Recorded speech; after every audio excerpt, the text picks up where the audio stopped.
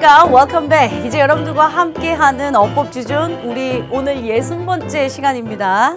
앞자리가 바뀌어서 이제 드디어 60이란 숫자가 붙었습니다. 누가 처음에 1강 시작할 때 엄마 84강인데요. 언제 하지? 그런 생각 안 했겠습니까? 우리 수험생들도 선생님 완강이나 할 수 있을까요? 이러면서 시작했는데 저조차도 84강 힘들겠다 생각은 했거든요. 어느덧 60강입니다. 정말 많이 었으니까 오늘 또 열심히 또 그리고 힘차게 한번 시작해 보도록 하겠습니다. 저는 오늘 여러분들에게 시제 일치 그리고 그 예외를 함께 설명할 영어 영역의 로즐리 선생입니다. 여러분들 교재로는 아마 또 유니트 89가 될 거고요. 오늘 이 시간 또 시제 일치, 불일치 설명하기 전에 저번 시간에 우리 수일치 배웠거든요. 그리고 수일치뿐만 아니라 또 1챕터부터 14챕터까지 오는 기간 동안 무엇을 배웠는지 또 한번 확인 점검하고 넘어가도록 하겠습니다. 오케이. 그래서 여러분들과 1챕터부터 14챕터까지 쭉 화면에 보시면 우리의 지나간 역사들이 보이고 있습니다. 그중에 저번 시간 이제 14챕터에 일치 그리고 화법 중에 우리는 일치, 수일치 편을 점검했었고요. 수일치에 해당하는 거 총 10가지 넘게 제가 정리했던 걸로 기억이 납니다. 그중에 수일치는 어차피 또 잠깐 점검이 나올 테니 저 또 랜덤으로 한번 복습을 할게요. 랜덤 중에 제가 늘 중요하다고 강조했던 요번에는 관계사편 한번 가보겠습니다. 관계사편을 우리가 판별법 총 7가지로 정리했었습니다. 기억하세요? 관계사의 판별법 제가 또 여러분들한테 관계대명사 하면 선행사 있고 완전 없고 불완전 이런 거 얘기해 주셔야 돼요. 관계대명사, 선행사 있고 불완전이었습니다. 그렇죠? 두 번째는 뭐였었냐 하면 대절 설명했죠. 대절이라고 하는 건 선행사 없고 완전한 문장이었습니다. 부분 세부적인 건 조금 이따가 다시 얘기할게요. 세 번째는 관계대명사 what이 있습니다. 관계대명사 what, 지가 선행사를 포함한다 해서 선행사 없고 불완전이었습니다. 네 번째, 소유격 관계대명사 있죠. 소유격 관계대명사 선행사 있고 완전이었습니다. 실제 우리 수험생들은 소유격에 해당하는 거 제가 많이 강조를 안 했더니 시험 문제 그닥 많이 등장하지 않아서요. 자꾸 헷갈려 하더라고요. 이 네 번째 소유격은 관계부사랑 제가 똑같다 했잖아요. 관계부사 선행사 있고 완전. 여섯 번째가 뭐였었냐면 복합 관계대명사요. 복합자 들어가면 관계대명사에 ever자 붙는 거라고 했습니다. 복합은 선행사의 역할이라고 했으니까 선행사 없고 관계대명사 불완전 됐죠. 복합관계부사 앞에 선행사 없고 완전 이랬었죠. 일일이 왜 그런지는 설명한 적도 있습니다. 우리 관계대명사라고 하는 건 기본적으로 형용사였거든요. 형용사절. 형용사니까 앞에 명사 수식어죠. 관계대명사가 하는 역할은 접속사와 명사였기 때문에 뒤에 명사가 뭐 하나 빠져있는 불완전한 문장이 온다. 수식하니까 해석은 뭐뭐 하는 할 것이다. 이 중에 관계대명사 that 약간 또 예상했습니다. 무조건 관계대명사 that만 쓰는 경우 기억나요? the only, 서수, 최상급. 무조건 관계대명사 that을 쓰면 안 되는 경우 컴마 있거나 전치사 있으면 안 된다 했습니다. 그중에 대절도 전치사랑은 못 씁니다. 근데 제가 예외적으로 in that, 뭐뭐라는 관점에서 하는 관용어구처럼 쓰는 게 있으니까 알아둬야 돼. 대절은 관계사가 아니니까 선행사 없지. 대절은 관계사가 아니니까 완전한 문장이지. 대절은 품사가 명사라서 우리 명사절이라고 배우지 않았니? 뭐뭐 하는 것, 뭐뭐 하기. 제가 어법하면서 여러분들한테 구문독해까지 설명하려고 해석 방법까지 다 설명드렸습니다. 이 중에 동격의 대절이라는 게 있고 동격의 대절이라면 생략 못한다라는 얘기도 했었고요. 관계대명사 what, 유일하게 관계사 중에 명사절이었고 얘가 품사는 명사였고 뭐뭐 하는 것, 무엇이라는 해석이 다 될 거다. 혹시 네가 본 what이 무엇이라는 해석만이 더 이쁘다면 그건 아마 의문사 what일 것이다. 의문사 what이다 보니까 의주동 순서 잘 썼는지 간접의문 판별법으로 보면 된단다. 이런 얘기예요. 관계부사, 전치사 플러스 관계대명사도 여러분들한테 관계부사 취급해라 했어요. 앞에 선행사 있고 완전, 뭐 없고 불완전 이런 많은 것들 중에 우리 수험생들의 관계사 오류를 설명할 때 제가 뭐 설명했냐면 애기들은 자꾸 앞에 선행사만 가지고 답 찾으려고 하더라. 선행사 없으면 어머 선행사를 포함하는 관계대명사 와 이러면서요. 선행사 없이 쓸 수 있는 것도 보세요. 관계대명사도 있지만 대절도 선행사 없이 쓸 수 있고 복합자 들어가면 다 선행사 없이 쓸 수 있어요. 선행사만 볼 게 아니라 뒷문장이 완전하냐 불완전하느냐를 다 판단해야 관계사에서 오류가 없어진다. 그런 말씀도 드렸고요. 기억나세요? 오케이. 자, 그럼 오늘 이 시간 시제의 일치, 불일치. 어차피 우리 배우고 있는 게 지금 일치니까 오늘 수업 분량은 뭐냐면 시제의 일치 그리고 시제의 불일치를 설명할 거라니까요. 그런데 어느덧 우리는 앞에 어법지존 시제편에서 제가 시제 개념, 즉 현재 완료, 대과거, 과거 완료 이런 개념 설명을 했고 시간 조건 부사절을 설명했으며 거기에 교재엔 없는데 시제 일치 불일치라는 거 내가 미리 설명할게. 뒤에서 또 나올 거거든 했었어요. 그래서 미리 설명했던 것들이 많아서 오늘 이 시간은 그렇게 많이 힘들이지 않으실 것 같습니다. 대신 여러분들하고 바로 저번 시간에 배웠던 수일치만 한번 점검해 보죠. 뭐 주어 동사의 수일치. 기본적으로 주어가 긴 경우 실질명사 주어와 일치시킨다. people이나 family 같은 경우 단수 복수 둘 다 된다. 근데 문장 내에 반드시 힌트 있다. 그거 갖고 찾아라. 주격 관계대명사의 수일치는 어디다 갖다 맞추라고요? 수식받는 선행사와 일치시킨다. every나 each 같은 경우는 의미는 복수지만 단수 취급한다. the number of, a number of 둘 다 복수명사 온다. 근데 단수 동사로 받는 게 the number of. 복수 동사로 받는 게 a number of 했죠. 여섯 번째 상관 접속사예요. both A and B, either A or B, neither A nor B 이런 것들. 유일하게 복수 취급하는 건 both A and B만. 나머지는 다 B에 일치시킨다. B의 위치가 뒤에 있어야 정상인데 유독 앞에 있는 놈 as well as만 한다. 선생님 어떻게 이렇게 줄줄줄 막 나와요? 제가 늘 말하죠. 제가 할 수 있는 거라면 여러분들도 할 수 있습니다. 전 머리가 그다지 좋은 편이 아닙니다. 전 노력형입니다. 우리 집에 딸 5인데요. 딸 5 중에 막내딸, 첫째딸, 전 넷째 딸이고요. 머리가 되게 좋습니다. 뭘 하나 딱 그러니까 딱 설명하면 엄마나 아빠가 되게 오래 기억하고요. 전 맨날 밤새서 밑줄 치면서 공부했었대요. 그래서 그나마 제가 유지하면서 갔던 거죠. 저도 노력합니다. 제가 할 수 있는 건 여러분들도 다 할 수 있다고 생각하셔야 되죠. 어쨌든요. 6번째 상관 접속사 지나갔고요. 7번 분수, 퍼센테이지, 부분, 비율을 나타내는 단어가 나오면 of 뒤에 있는 게 진짜 주어다. 기억나세요? 더 플러스 형용사 복수명사니까 복수동사 취급한다. the police, 더 플러스 직업명사 나오면 복수 취급한다. 10번째 구나 절, 이 주어인 경우 단수 취급한다. 이런 얘기들을 했던 게 저번 시간에 수일치였습니다. 그러면 오늘은 말씀드렸던 것처럼 일치 중에 시제의 일치, 불일치 여러분들 교재 챕터로는 유니트 89고요. 264페이지입니다. 지금부터 제가 또 칠판에 뭔가를 먼저 써놓을 거거든요. 여러분들 집중의 시간 가져야죠. 필기 내려놓으시고요. 교재 내려놓으시고 마음의 준비하시고 다시 만나도록 하겠습니다.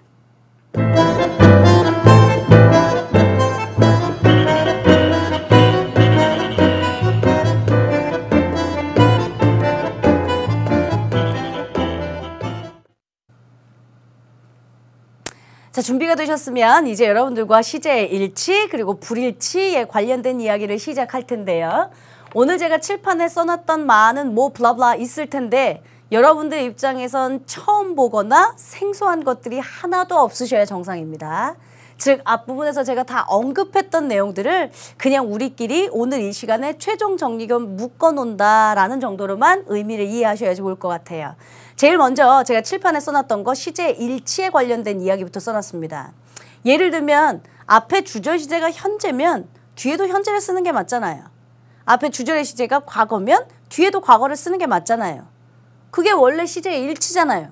그게 가장 일반적인 구문이고 앞에 시제가 과거인데도 불구하고 뒤에 종속절의 시제랑 안 맞히는 경우 앞에 시제가 미래임에도 불구하고 뒤에 시제를 안 맞히는 경우 이런 게 이제 시제의 불일치겠죠. 그럼 일반적으로 시제에 해당하는 건 일단 알고 있어야 하잖아요. 자, 먼저 시제의 일치. 언젠가 제가 이 그래프를 보시면 여러분들 입장에서 옛날에 어디서 본 것 같은데 교재 노트를 한번 펴보십시오. 그리고 시제편을 한번 가보십시오. 그러면 제가 아마 시제의 개념이라고 해서 이 그래프를 그렸을 겁니다. 그때도 이 그래프를 그리면서 뭐라고 했냐면 시제를 선으로 나타내는 바 미안합니다.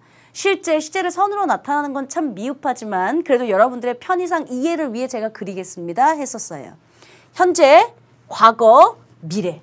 우리가 기본적으로 그 당시 시제 설명할 때 뭐 12시제가 있다. 근데 얘들아 그 시제를 암기하는 건 다 의미가 없어. 기본적으로 개념만 정리하면 돼 했었거든요. 제가 일단 쓸게요. 왜 12시제라고 하냐.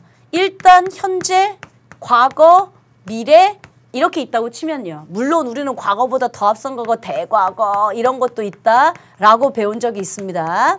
기본적으로 현재, 과거, 미래요. 그리고 여러분들 여기다 우리 완료 시제라는 거 붙이지 않았어요? 복습격 간다고 했잖아요. 오늘은 뭐 새롭게 배우는 게 아니라 과거부터 현재까지를 이어주는 시제를 뭐라고 했습니까? 네, 과거부터 현재까지를 이어주는 시제 현재 완료라 했습니다. 제가 좀 글씨를 작게 쓰겠습니다. 여러분들 노트 필기에 다 되어 있을 거란 말이죠. 현재 완료, 시제는 have pp를 쓴다 했었어요. 주의해야 할 게 있었습니다. 단, 정확한 과거 시점의 부사구랑 완료랑은 못 쓴다 그랬어요. 정확한 과거 시점의 부사구라면 과거랑 써야지. 현재 완료, 기간의 시제 이런 건 쓸 수 없다. 그게 사실은 어법 문제로 시제편에서 가장 많이 등장한다라는 말씀 드렸습니다. 시제상 대과거에서 과거까지를 이어주는 걸 과거 완료라 한다. 그걸 우리는 had pp로 쓴다. 기억나죠? 그리고 나서 이제 현재에서 미래까지 요렇게가 또 미래 완료겠구나 하지 말라고 했어요. 미래 완료? 시작 시점은 알 수 없으나 미래에 완료되는 시점만 있고 그 미래 완료는 will, have, pp를 쓴다. 기억납니까? 그럼 여기다가 현재에다가 현재 완료, 과거에다가 과거 완료, 미래에다가 미래 완료 이러면 되죠 뭐. 근데 선생님 여기다가 또 뭐 붙이는 건 진행형 있잖아요. 진행형. 진행형은 비동사 ing 쓴다 했던 거 기억나죠? 뭐뭐 하는 중이다. 그러니까 ing라고만 대답하면 제가 혼난다고 했던 건 ing는 분사입니다. ing는 동명사고요. 그러니까 비동사 ing라고 하셔야 동사 시제가 만들어지는 거죠. 현재 진행형이면 am, is, are, ing. 과거 진행형이면 was, were, ing. 미래 진행형이면 will be, ing. 저 말 조금 빨라요. 알고 있어요. 왜냐하면 시제편에 해당하는 건 앞서서 배웠기 때문에 우리 수험생들이 기억하고 있을 거라는 걸 감안하면서 제가 설명하는 중입니다. 그럼 여기다가 진행형도 있겠네. 현재 진행형, 과거 진행형, 미래 진행형. 벌써 이것만 해도 9개 시제 아니니? 현재, 과거, 미래, 현완, 과완, 미완, 현진, 과진, 미진 이러니까요. 여기다가요. 현재, 완료, 진행형 하면 되잖아요. 과거, 완료, 진행형 하면 되잖아요. 미래, 완료, 진행형 하면 되잖아요. 이래서 원래 기본적으로 12시제라고 하는 거라고 합니다. 현재 완료, 진행형 선생님 저건 뭐죠? 그걸 또 저한테 물어보면 어떡해요? 만들면 된다고 했죠. 해볼게요. 현재 완료, have pp 씁니다. 진행형, 비동사 ing 씁니다. 현재 완료 진행, have been ing. 이렇게 만들기로 했잖아요, 우리. 자, 현재 완료 진행형이 어떤 의미냐? 현재 완료, 과거부터 현재까지를 이어주는 시제인데 비동사 ing 지금 현재도 하고 있는 거. 즉 과거의 영어 공부 시작해서 지금 현재 나랑 하고 있는 중이잖아요. 이런 게 현재 완료 진행형이다 했었죠. 그럼 과거 완료 진행형? had pp에다가 비동사 ing 붙이면 되겠지. 미래 완료 진행형? will have pp에다가 비동사 ing 붙이면 되겠지. 얼마든지 만들 수 있다 한 거예요. 근데 제가 여러분들한테 12시제냐 15시제냐 16시제냐는 중요하지 않다라고 했던 건 우리 이제 사람 야 동사에 비추쳐져 있으면 시제 맞나 태 맞나 수일치 맞나 이런 거 뭐라고 했죠. 시제도 있지만요. 시제에 태도 붙일 수 있잖아요. 여기다가 갈까? 현재형 수동태 am, is, are, pp겠네. 과거형 수동태 was, were, pp겠네. 미래형 수동태 will be, pp겠네. 각각의 태를 다 붙일 수 있어요. 현재 완료 수동태, 현재 진행 수동태, 현재 완료 진행 수동태 각각 태를 다 붙이게 나면 24시제예요. 태까지 합하면요. 여기다가 대과거도 붙일 수 있어요. had pp요. 과거보다 더 앞선 과거. 그러니까 여러분들이 12시제냐 15시제냐 그렇게 별로 중요하지 않다. 우리가 일단 만들 수 있는지 그 다음에 뉘앙스가 뭔지 현재 완료? 과거부터 현재까지? 진행형? 지금 현재 진행하는 거 과거부터 현재까지 진행 중인 거겠구나. 미래 완료 진행형? 미래 9시에 뉴스데스크 보고 있는 중일 것이다? 뭐 이런 거 미래 완료 진행형 만들 수 있겠구나. 뉘앙스랑 시제를 만들 수 있다면 사실은 시제편이 몇 개의 시제는 중요하지 않다고 했습니다. 여러분들하고 이런 기본적인 시제를 봤다면요. 이게 기본적으로 그러니까 시제의 일치겠죠. 시제의 일치. 뭐냐면 앞에 현재 썼으면 뒤에도 현재 쓴다. 앞에 과거 쓰면 뒤에도 과거 쓴다. 이게 기본적인 시제의 일치인데 여기에 반하는 시제 불일치도 있습니다. 몇 가지를 쓸게요. 자, 요거 지우겠습니다. 선생님 저 아직 필기 안 했는데 필기가 되어 있으셔야 정상입니다. 시제편에서 제가 다 했다고 했으니까. 무조건 현재만 쓰는 경우가 있잖아요. 무조건 현재만 쓰는 경우 여러분들이 알고 있는데 불변의 진리. 그러니까 오늘 배우는 게 이런 거야. 말하자면 시제의 불일치. 그러니까 중학교 2학년 수준이에요. 그래서 제가 오늘 할 게 없다고 했던 게 그 말이에요. 불변의 진리 해가 서쪽에서 뜬다? 안 되잖아. 해는 동쪽에서 뜨겠지. 그러면 그런 불변의 진리는 시제와 상관없이 무조건 현재형을 쓴다. 속담, 격언, 아니면 습관적인 일 이런 것들은 현재형을 쓰는 경우가 많다. 무조건 과거만 쓰는 경우도 있다. 무조건 과거만 쓰는 경우 역사적 사실. 한국정쟁은 1950년에 발발했다. 그러면 내가 말하는 시점과 상관없이 무조건 과거만요. 되셨어요? 이것과 상관없이 현재 진행을 쓰는 경우도 있습니다. 현재 진행을 쓸 땐 원래 현재 진행형이라고 하는 건 비동사 ing에 현재 진행형이니까 am, is, are, ing겠죠. 그런데 현재 진행형은 지금 뭐뭐 하고 있는 중이다가 맞는데 예외라고 했잖아요. 가까운 예정된 미래. 가까운 예정된 미래라면 그땐 현재 진행형으로 대치할 수 있습니다. 예를 들어서 제가 비행기 티켓을 예매했고 저는 내일 LA로 출발하는 게 확실합니다. 그러면 원래는 문장으로 쓴다면 우리 친구들은 I will go LA tomorrow 이렇게 쓰겠죠. 그러나 가까운 예정되어 있는 미래라면 I'm going 비동사 ing로 대치하셔도 됩니다. 됐어요? 마찬가지로 나 떠날게. 그럼 아직 안 떠났습니다. 나 지금 이제 갈게. I will go 이렇게 쓸 테지만 영화나 여러분들 미드 같은 드라마 보시면 I'm going. 나 지금 가고 있는 중이다는 말이 안 되거든요. 가까운 예정된 미래 나 지금 갈 거야 라고 하면 I'm going 대신에 현재 진행형으로 쓰실 수 있다. 이 정도예요. 어떤 문제에 나오느냐? 오늘 거 거의 안 나옵니다. 여러분들 해석할 때 굉장히 구문독해를 힘들게 하느냐? 그렇지 않습니다. 제가 항상 중요한 건 여러분들한테 강조합니다. 그래서 요 정도로만 보시면 좋을 것 같아요. 자, 그걸 제가 여기다 써놨습니다. 시제의 불일치를 해야 하는 경우 언제냐? 첫째, 불변의 진리나 속담, 습관 같은 경우는 무조건 현재를 써준다. 역사적인 사실, 역사적 과거 이런 것들은 과거 시제를 써준다. 가까운 예정된 미래라면 미래 시제 will을 쓰는 대신에 그냥 현재 진행형으로 써준다. 요걸 제가 아까 도표로 그래프로 만들어 본 것 뿐이고요. 그 다음 시제 불일치, 일치하지 않는 경우 4번, 5번, 6번이 사실은 어법 문제로 훨씬 더 많이 다뤄집니다. 그리고 우리 수험생들이 지금 봤다면 어디서 배운 것 같다 하실 거고요. 제가 앞에서 다 설명하고 왔습니다. 자요. 시제 불일치라면 앞에 주절의 시제랑 상관없이 무조건 시제 일치를 하느냐 안 하느냐를 따지면 돼요. 여러분도 보셨던 제안, 주장, 요구, 명령의 동사 기본적으로 suggest, insist, demand, order 등의 동사가 있으면 주절의 시제와 상관없이 종속절에는 반드시 should 플러스 동사 원형을 쓴다라고 배운 적 있죠. 기억해요? 근데 이 should는 생략이 가능하기 때문에 제가 괄호로 묶었습니다. 그리고 우리 이제 배웠으니까 할 말 있네. 없을 수도 있습니다. 왜냐하면 얘 대절이거든요. 앞에 선행사 없고 뒷문장은 완전할 거예요. 그러면 대절의 대은 늘 언제나 생략이 가능하다 했던 거 기억나죠? 그러니까 동격 대절을 제외하고는 대절이 없는 경우도 되게 많을 겁니다. It is time that 할 때 대시 없을 때도 있고 it is 뭐 necessary that 할 때 대시 없을 수도 있고 이건 다 대절의 대시였기 때문에 생략할 수 있다는 소리예요.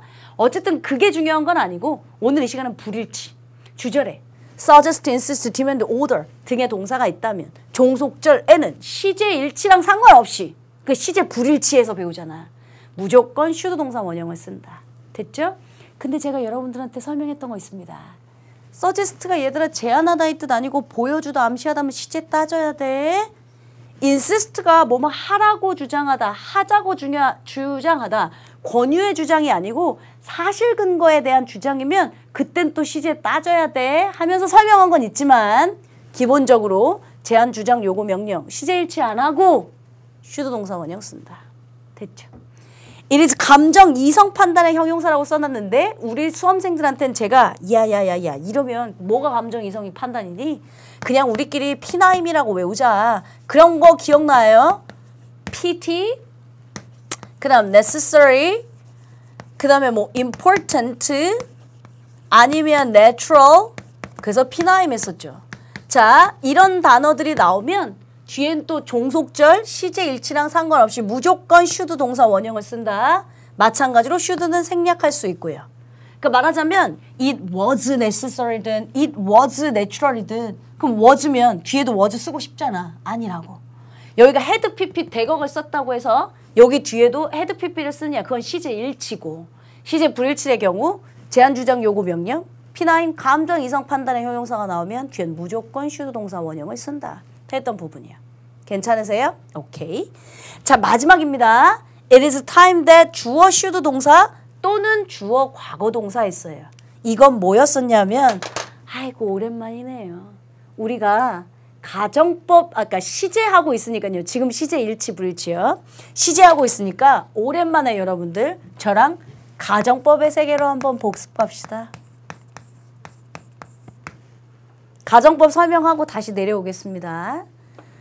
가정법 현재라는 건 사실은 문법적인 용어로는 현대문법에서 잘 쓰이지 않는다라고 말씀드렸어요. 그래서 실제 어법 문제에 주로 등장하는 건 가정법 과거와 가정법 과거 완료다 했습니다.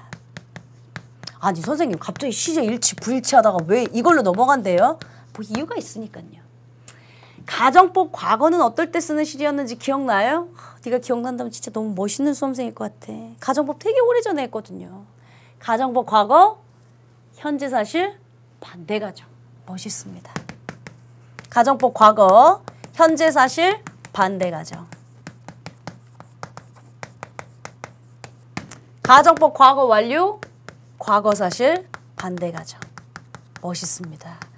혹시 여러분들 이 의미도 기억하지만 형식 기억해요? 형식? 어떻게 만드는지 포메이션? 가정법 과거라면 야 순수하게 과거로 맞추면 돼. 했죠? 한번 해봅시다. 기억나는 거 다 더듬어야죠. if 주어 과거 동사 쓰시고 주어 조동사 과거의 동사 원형. 맞아요? 여러분들이 기억하고 있는 거랑? 오케이. 가정법 과거 완료 갑니다. if 주어 그 다음 had pp 쓰시고 이걸 그대로 필기하고 있는 녀석은 나한테 혼날지도 몰라. 네 교재 다 되어 있어. 필기 시간 나중에 준다고 했고. if 주어 had pp 주어 조동사 과거에 have pp. 괜찮습니까? 네. 이 기본적으로 had pp면 had pp 과거면 과거 쓴다라고 하는 게 가정법의 기본 시제였어요. 근데 우리 거기다가 뭐 배웠냐면 야 가정법 과거랑 가정법 과거에 뽕잡돼 있는 것도 있어. 그럼 혼합가정이야. 그럼 혼합가정은 힌트의 부정어가 있어. 작년에 이랬다면 올해 이랬을 텐데 뭐 과거와 현재가 종속되는 혼합되어 있는 힌트의 부사가 있어. 야 가정법 도치도 있어. if 생략되면 주어 동사 도치돼. 그래서 가정법에서도 또 도치 편에서도 또 배웠죠. 시제 편에서 갑자기 또 가정법 나오고 있고요. 자 제가 왜 이걸 설명했는지 더듬으러 가겠습니다. It is time that 주어 should 동사 원형이냐 또는 주어 과거 동사냐. 얘는 시험 문제 기출된 적 많아요. 그래서 제가 벌써 별표 쳐놨잖아요. 해석이 뭐뭐 해야 할 때이다. 그럼 여기 was든 hadbeen이든 안 바뀐다는 소리예요. 이 뒤에 건. 자, 여러분들한테 내가 야야야야 너네 지금 공부해야 될 때이다 했어요. 그럼 이제부터 너 좀 일어나야 될 때다 했어요. 그럼 사실은 지금 일어났어요? 아니요. 야, 너 일어나야 될 때야. 그럼 아직 안 일어났다는 소리죠. 뭔 소리냐면 현재 사실 반대 가정이라고요. 예, 너 지금 일어나야 될 때야. 그럼 아직 안 일어났다잖아요. 그 현재 사실 반대 가정이에요. 즉 가정법 과거 시제 갑니다. if 주어 과거 동사 주어 조동사 과거의 동사 원형 다시 if 빼고 if 주어 과거 동사 주어 조동사 과거의 동사 원형 즉 여기 뒷부분의 시제는 가정법 과거의 시제가 온다라는 얘기를 앞서서 한 적이 있어요. 선생님 저는 이걸 처음 보는데요. 그럼 난 대체 누굴 가르쳤을까요? 여러분들한테는 제가 이 세 개의 내용을 뭐라고 설명했냐면 노트 필기에 아마 그렇게 되어 있어야 정상입니다. 얘들아 영어에서 should 플러스 동사 원형을 쓰는 경우가 세 가지 있어. 그 시험 문제 종종 나와. 근데 애기들이 많이 틀려. 자꾸 까먹나 봐. 선생님이 그냥 세 가지 수로 정리해 줄게. 그 중에 하나가 제한 주장 요구 명령이었고 그 중에 하나가 피나임 감정 이성 판단의 형용사였고 그 중에 하나가 it is time that 가정법이었습니다. 근데 또 더더군다나 나머진 should가 다 생략 가능하거든 얘들아. 얘는 가정법이야. 가정법에서 조동사가 무조건 있어야 돼. 얘는 생략 못한단다 하면서까지 설명했던 게 결국엔 시제 불일치 편에서 다시 나오는 거죠. 이해되셨어요? 오케이. 그럼 이제 오늘 시간 총정리요. 다시. 교재 유니트는 89. 제목은 시제 일치와 그 예외. 그럼 먼저 시제 일치? 현재면 현재 쓰고 과거면 과거 쓰고 대거면 대거가 쓴다가 기본적인 시제 일치다. 그래서 여러분들이 시제 개념은 알고 있는지 이걸 먼저 한번 확인한 거고요. 그 예외. 무조건 현재만 쓸 때가 있어. 풀변의 진리, 역사, 속담, 격언, 습관 같은 거 나타낼 때. 야 무조건 과거 쓸 때가 있어. 시제랑 상관없이 역사적인 사실 이런 거. 가까운 예정된 미래 이런 거 현재 진행했어. 이런 건 이제 시제 불일치야. 그런 또 시제 불일치가 뭐가 있었냐면 시험에 잘 나오는 매뉴얼로 제한, 주장, 요구, 명령이 나오면 시제 뭐 대과거, 현재 완료, 무슨 과거 다 필요 없고 대과거 할아버지가 나와도 우린 무조건 시제 일치랑 상관없이 슈도 동사 원형 써.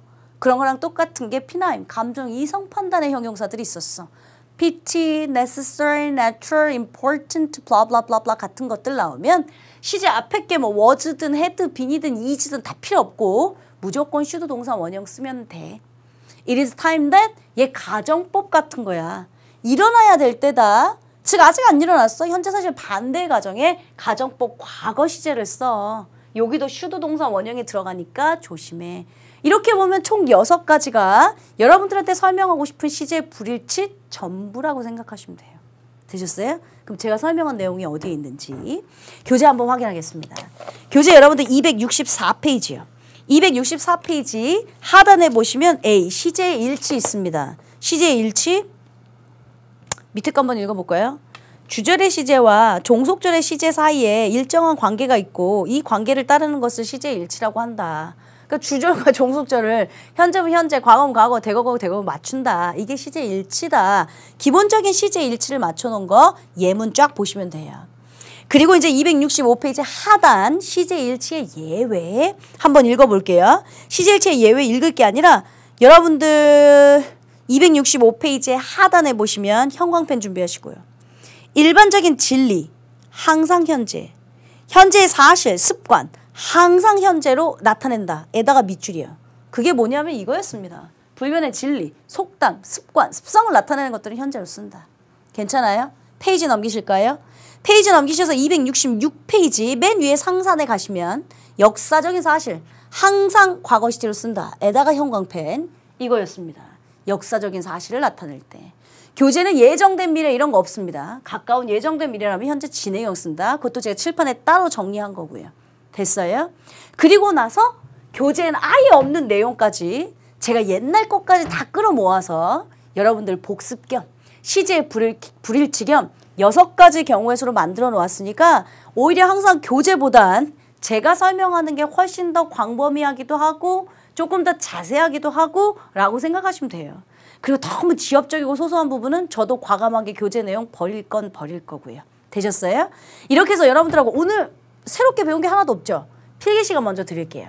필기부터 하시고 저랑 엑서사이즈 한번 풀고 그리고 오늘 이 시간 마치도록 하겠습니다. 먼저 필기의 시간 갖습니다.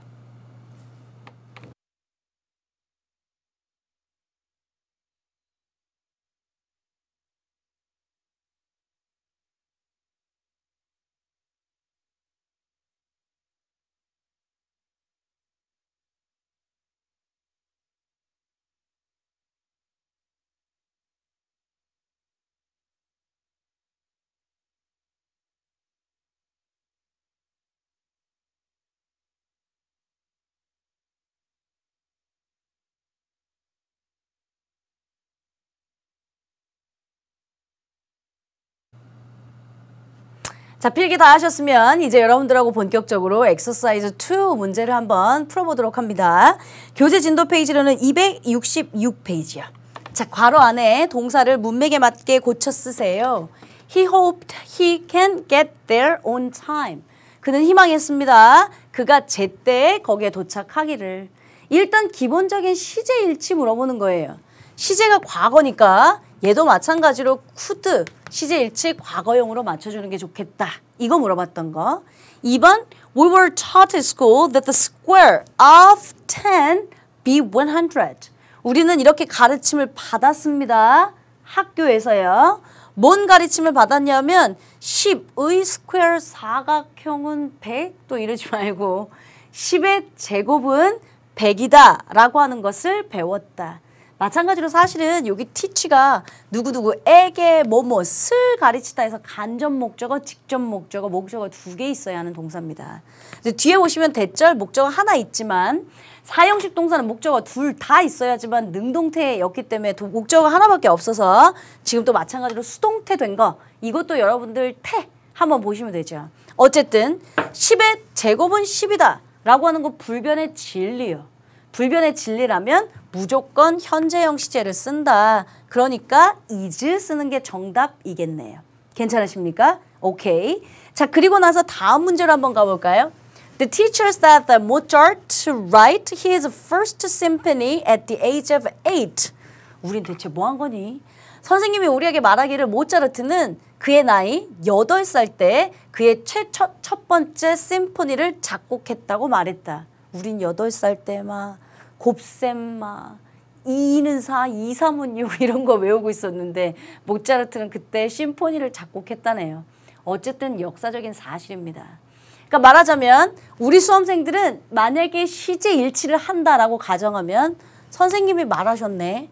모차르트가 8살 때 교향곡을 작곡했다고 말하셨네. 그럼 선생님이 말한 것보다 모차르트가 작곡했던 게 먼저네. 그러면 말한 게 과거니까 모차르트가 작곡했던 건 had pp, had written 쓰면 되겠다. 아우 생각은 되게 좋아요. 되게 멋있어요. 선생님이 말했던 시점보다 모차르트가 작곡했던 시점이 한 시제 앞설 테니까 과거보다 더 앞선 과거, 대과거를 쓰겠다라는 생각까지 너무 좋았는데 역사적인 사실이면 그때는 그렇게 쓰는 게 아니라 시제의 불일치, 무조건 과거 동사를 쓴다 해서 wrote를 쓰시는 게 정답이겠죠. 되셨어요? 오케이. 5번 갑니다. She wonders why he didn't say anything. 그녀는 궁금합니다. 왜 그가 아무 말도 하지 않았는지를 궁금합니다. 문제가 잘못된 것 같아요. 여러분들 교재 266페이지 보면 이걸 어떻게 바꾸라고 하냐면 She wondered 과거 시제로 바꿔놨어요. 과거 시제로 바꿔놓고 he not say anything 요걸 시제로 전환하라 라고 되어 있을 겁니다. 죄송합니다. 그대로 가겠습니다. 그녀는 궁금해한다. 왜 그가 아무 얘기도 하지 않았는지가 궁금하다. 됐어요? 근데 이 문장을 시제를 바꿔놨어요. 현재를 과거로. 그녀는 궁금했다. 왜 그가 아무 얘기도 하지 않았는지가 궁금했다. 윗문장을 보면 제가 궁금해. 그녀가 궁금해. 그가 아무 말도 하지 않았던 이유가 궁금해. 아무 말지 하도 않았던 건 한 시제 앞선 과거 시제를 썼습니다. 그러면 마찬가지로 얘가 지금 과거 시제, 그녀가 궁금했다. 그가 왜 아무 말도 하지 않았었는지가 궁금했다. 한 시제 앞선 대과거 시제로 만들란 소리예요. 대과거 had pp 써야죠. 그러니까 had not, hadn't, said anything 이렇게 고치셔야 정문으로 바뀌겠죠. 그러니까 때로는 어떨 땐 시제에 따라서 얘가 현재였는데 과거? 전 시제 얘기하네? 그럼 얘가 과거네? 그럼 전 시제 얘기하는 거가 대과거 써야겠네? 시제를 따져야 될 때도 있고 무조건 시제 일치랑 상관없이 역사적인 사실이면 과거 습성이나 불변의 진리를 나타내면 현재 또는 시제 일치랑 상관없이 무조건 슈드 동사 원형을 쓰는 경우의 수들이 많으니까 그것만 여러분들이 좀 점검하시면 되는데 실제 오늘 유니트 89의 시제 일치, 불일치 새로운 그 예외점은 새롭게 배운 건 하나도 없습니다. 여러분들 머릿속에 복습 겸이라고 생각하시면 좋겠습니다. 사실 오늘은 이 시간 여기서 마칠 건데요. 우리 수험생들한테 해주고 싶은 얘기 잠깐의 당부 말씀 드리고 오늘 이 시간 마치겠습니다. 제가 가끔 우리 어법지존하면서 야, 내 수험생 중에 70대 할아버지 있었어.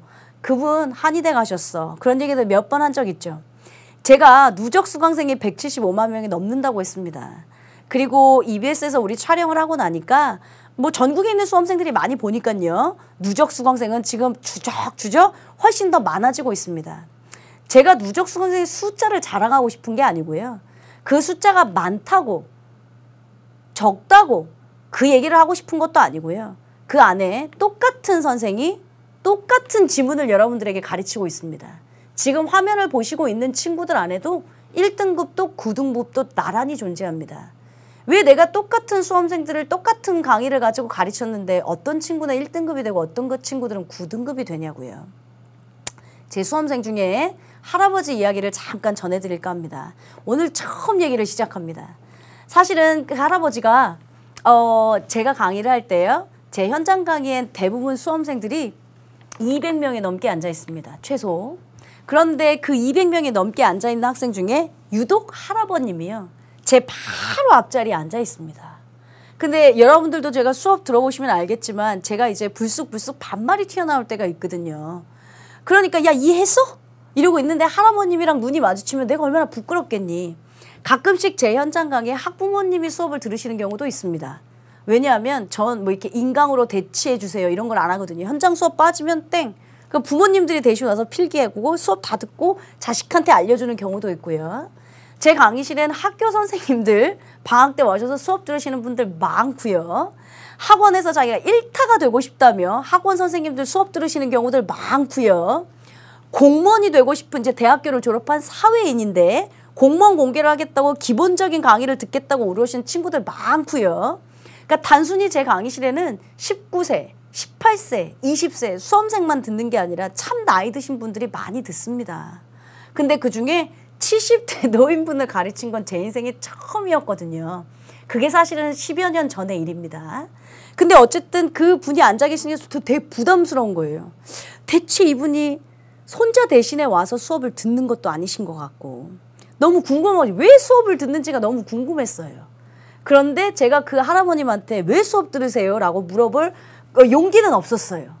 그리고 제 마음속에 되게 못된 건데 안 될 거야 라고 제가 나름대로 폄하한 거죠. 애기들도 분사 어려워 죽겠는데 알아는 들으실까? 애기들도 이게 시제가 문제가 조금만 바뀌면 다 틀려갖고 오는데 이게 할아버님이 따라는 오실까? 저를 너무 무색하게 만들 정도로 열심히 수업을 들으셨던 분입니다. 첫날 수업을 들으셨을 땐 필기하지 마세요 하니까 막 손이 어떻게 들 줄을 몰라갖고 할아버님은 막 눈동자가 막 흘러. 야, 이게 무슨 말인지 이해돼? 야, 오형식 뭐 보어 막 이런 얘기가 나오니까요. 무슨 말인지 하나도 못 알아듣시는 것 같았어요. 하루, 이틀, 한 달, 두 달이 지나도 그 자리, 그 모습 그대로 앉아 계신 거예요. 교무실에서 너무 유명한 할아버님이셨어요. 왜냐하면 영어 수업만 듣는 게 아니었고 국어도 수학도 뭐 과학도 들으셨던가 했던 것 같아요. 그러니까 선생님들마다 무슨 얘기하다 보면 할아버지 선생님 수업도 들으세요? 제 수업도 들어요. 할아버지 왜 수업 듣는데요?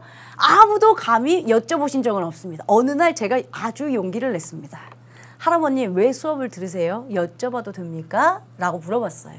그랬더니 할아버지 그때는 저랑 이제 결론부터 얘기하면 할아버님이 1년 2개월 정도 저랑 공부를 하셨습니다. 그러니까 1년을 다 지내시고 그러니까 처음부터 겨울방학부터 수업한 게 아니라 한 8월 달 정도의 수업을 들으셨고요. 그 다음에 이제 그 다음 연도 쭉 수능 커리를 다 들으신 거죠. 몇 개월 지난 다음에 제가 여쭤봤습니다. 왜 공부를 하십니까? 자, 꿈이 무엇입니까? 라고 물어보니까 수능을 보는 게 꿈이래요. 그리고 자기는 수능을 보고 한의대 시험을 보는 게 꿈이시라고 말씀하시는 거예요. 주변에 있는 18세, 19세, 고2, 고3 아이들이 킥킥거리고 웃었습니다. 할아버지가 한의대 가고 싶댄다 하면서. 그리고 제가 솔직히 말씀드렸죠. 저의 못된 마음.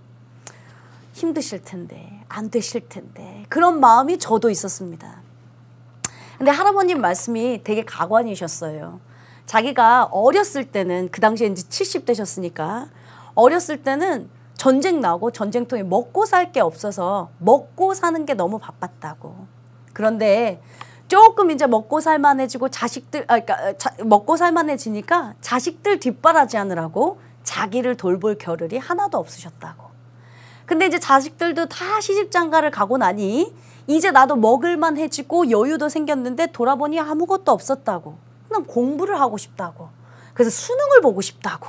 그렇게 말씀하셨어요. 수능에 나이 제한이 없습니다. 학력 제한은 있을 수 있어도 학력도 검정고시 이상이면 가능합니다. 그러니까 할아버님이 수능을 보신다고 하니까 열심히, 그것도 굉장히 열심히 하셨거든요. 오히려 가끔씩, 저 가끔 얘기하는데요.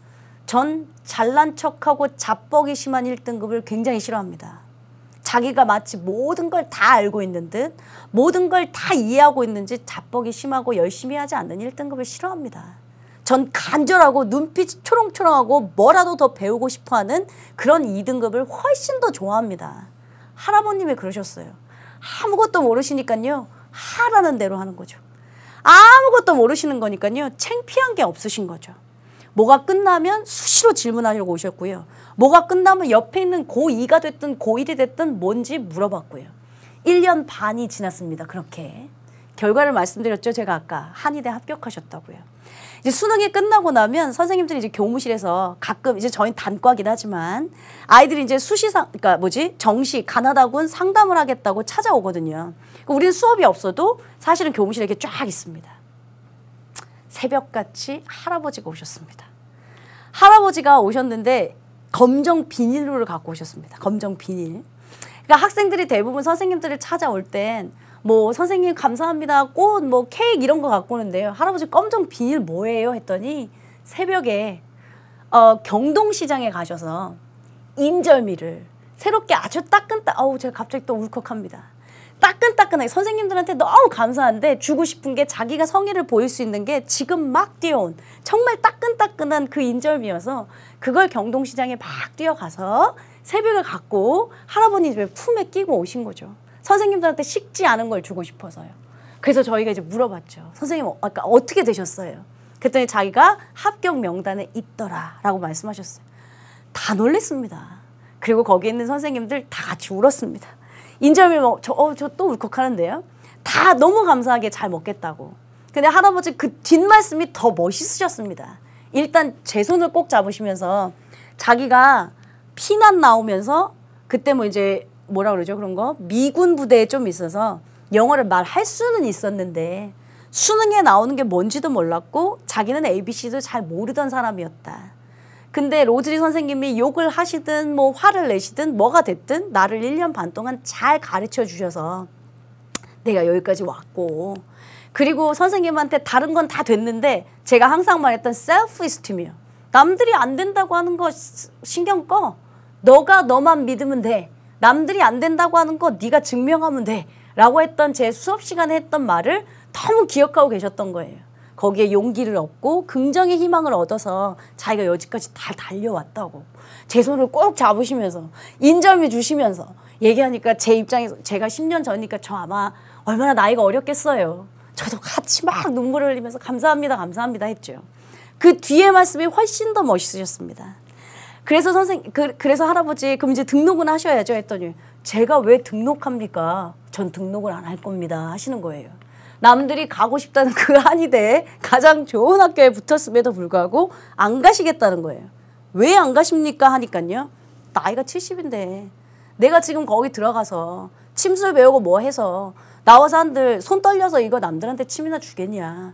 내 꿈은 뭐였었냐면 나는 수능을 보고 싶고 공부하고 싶었고 한의대 시험을 보고 싶었던 거지 내가 한의대에 합격해서 한의사가 되는 게 내 꿈은 아니었다. 생각해봐라. 내가 등록을 포기하면 대기자 1번 있잖아요. 간절히 기다리고 있는 20대 친구가 분명히 멋진 한의사가 될 건데 나 같은 중늙은이가 여기서 한의사 되겠다고 등록해버리면 그거 국가의 낭비가 아니겠냐. 난 이쯤에서 멋있게 물러난다. 그리고 내가 하고 싶었던 꿈을 이루게 해주신 여기 선생님들께 너무 감사한다. 인절미 주시고 가셨다니까요.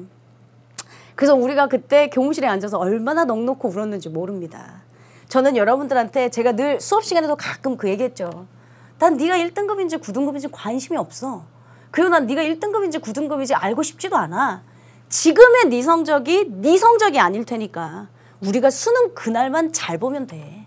제가 할아버지한테도 그렇게 죄송하다고 말씀드렸죠. 안 될 거라고 가정했었습니다. 안 될 거라고 힘드실 거라고 생각했습니다. 제 생각을 바꿔주셔서 실존 인물이셔서 너무 감사합니다 했었죠. 그 할아버지 보고 기적 같은 일들은 생각보다 많이 일어나는구나. 내가 잘 가르친다고 해서 수험생들이 무조건 1등급이 되는 건 아닙니다. 잘 가르치는 선생님이 있지만 제가 처음에 뭐라고 했어요. 저 누적 수강생 그렇게 많은데요. 그 안에 1등급도 있고 9등급도 있습니다 했잖아요. 결국엔 여러분들이 얼마나 잘 따라오시느냐. 그게 여러분들의 가장 큰 선물이 될 겁니다. 그래서 오늘부터도 또 다시 말하지만 자기 자신을 버리는 짓은 하지 마세요. 힘들면 사람이니까 잠깐 쉬었다 갈 수는 있어요. 그렇지만 뒤돌아가시지 말라고 했던 거 기억나시죠? 남들이 다 여러분들을 폄하하고 안 믿어줄 수도 있어요. 그러나 여러분들이 여러분들을 버리시는 순간 여러분들은 아마 단순히 수능이 아니어도 세상 어디를 나가셔도 반드시 더 힘들 겁니다. 자기 자신을 믿는 그래서 기적 같은 주인공이 되기를 기원하겠습니다. 오늘 이 시간 여기서 마치고요. 우리는 다음 시간 본격적인 화법의 전환에 해당하는 거 배우도록 합니다. 전 예습은 여러분들한테 부탁하지 않을 테니 우리 60강까지 왔죠. 멋들어지게 할아버지처럼 복습 열심히 하시고 다음 시간에 다시 뵙도록 하겠습니다. 수고하셨습니다.